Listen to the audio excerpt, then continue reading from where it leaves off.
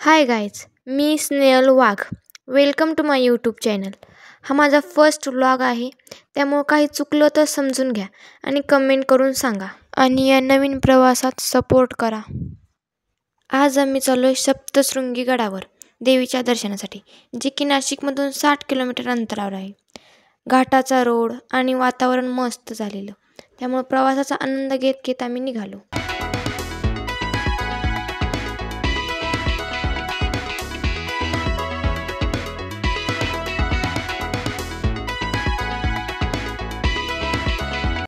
हे मंदिर सह्याद्रीच्या पर्वतरांगेमध्ये एका टेकडीवर आहे, ज्याला 7 शिखरे आहेत.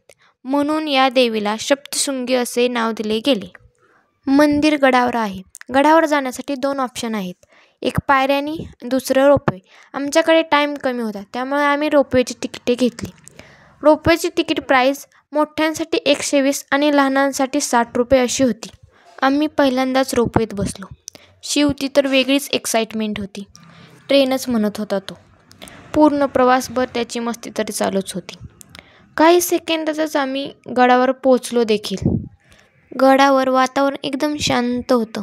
या देवीला महिषासुरमर्दिनी असेही म्हणतात, कारण तिने राक्षस महिषासुराचा वध केला होता. हे शक्तिपीठ महाराष्ट्रातील 3.5 शक्तिपीठांपैकी एक अर्धपीठ आहे. देवीची मूर्ती 18 भुजांची आहे. 18 भुजांमध्ये वेगवेगळे शस्त्र आहेत आणि ती स्वयंभू आहे. देवीला सिंदूर लावलेला आहे. गर्दी नसल्यामुळं दर्शन खूप छान झालं. मंदिराचं काहीतरी काम चालू होतं. थोडा वेळ थांबलो, थोडे फोटोज काढले आणि गडावरून परत निघालो. आणि शिवचं चालू झालं, दीदी हमारी ट्रेन चली गई, पर हमने ट्रेन पकड़ ही ली आखिर. इसको बैठ के हम जाएंगे अभी पुणे में.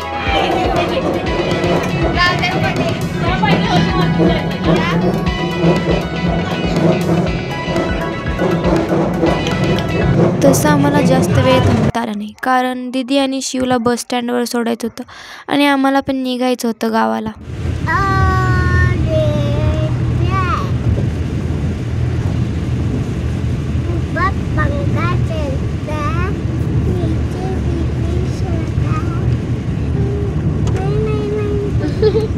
परत येतानाचा प्रवास म्हणजे शिवांशची गाणी ऐकत आणि नुसती मस्ती करत आलो.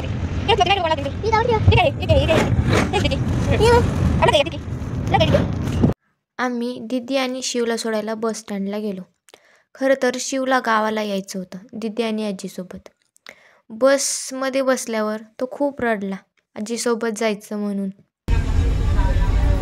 कुठे जायचंय तुला?